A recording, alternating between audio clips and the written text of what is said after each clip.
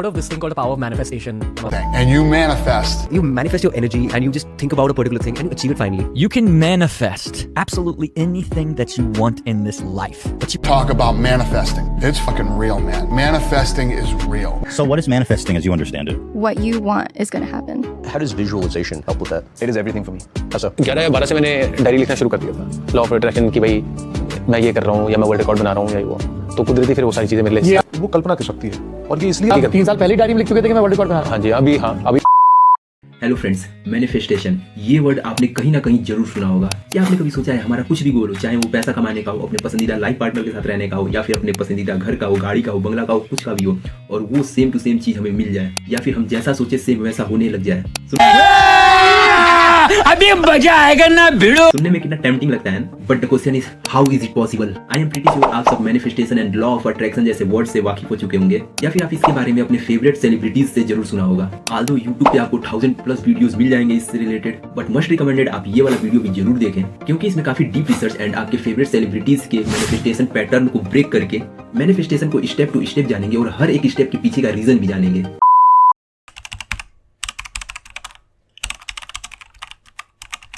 Manifestation is a kind of super power, एक ऐसा super natural power जो आपके ड्रीम्स को आपके लाइफ की रियलिटी बना सकता है। ये सुपर पावर आपके डिजायर्स को रियलिटी में बदल सकता है। ये सुपर पावर आपके होप को पॉसिबिलिटीज में बदल सकता है। मैनिफेस्टेशन से आपके थॉट्स, आपके बिलीव्स एंड आपके एक्शन एक सीधी रेखा में अलाइन होते हैं, जो किसी भी गोल को अचीव करने का सुपर सीक्रेट है।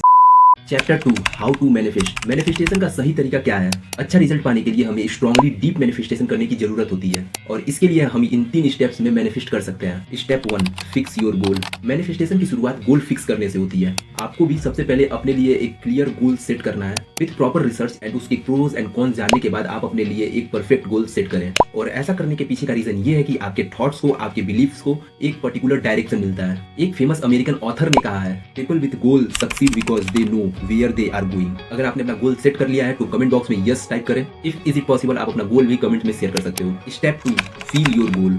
ये मेन स्टेप है मैनिफेस्टेशन का। अब तक आपने अपना गोल सेट कर लिया होगा और इसके बाद अब बारी है अपने गोल को फील करने की, और इसके लिए हम ये 3 काम कर सकते हैं।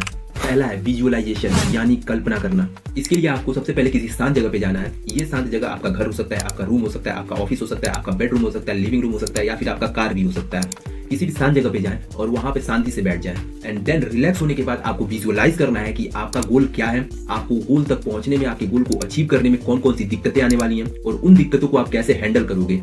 बेसिकली आपको इस स्टेप में अपने गोल को अचीव करने के लिए एक स्ट्रेटेजी प्लान करनी है, एंड इसके पीछे का रीजन ये है कि विजुअलाइज करने से हमारे माइंड में हमारे गोल से रिलेटेड सारे थॉट्स क्लियर होने लगते हैं और नए नए थॉट्स भी आने लगते हैं। दूसरा काम आपको जर्नलिंग करना है। सिंपली आपको एक डायरी लेना है और उस डायरी में आपने जो भी विजुअलाइज किया है उस चीज को नोट डाउन करना है, एंड ऐसा करने के पीछे का रीजन ये है कि आपके जो भी थॉट्स हैं माइंड में क्लियरली बैठ जाते हैं एंड गोल को अचीव करने के और नए नए रास्ते सूझते हैं। एंड थर्ड आपको सेल्फ अफर्मेशन रीड करना है। सिंपली आपको अपने गोल से रिलेटेड सेल्फ अफर्मेटिव वाले सेंटेंसेस को किसी जगह पे नोट कर लेना है, एंड जब भी फ्री टाइम मिले आपको वो सेंटेंसेस को रीड करना है। ये काफी पावरफुल तरीका है खुद को गोल के साथ एंड नेचर के साथ कनेक्ट करने के लिए, एंड अगर आप इस चीज को फॉलो करते हो तो गारंटेड रिजल्ट आपको काफी अच्छा देखने को मिलेगा। एंड ऐसा करने के पीछे का रीजन ये है कि सेल्फ अफर्मेटिव रीड करने से आपके माइंड में आपके गोल के लिए पॉजिटिविटी बनी रहती है, एंड ऐसा दुनिया जो फुल ऑफ निगेटिविटी हो वहां खुद को पॉजिटिव रखना काफी ज्यादा जरूरी हो जाता है।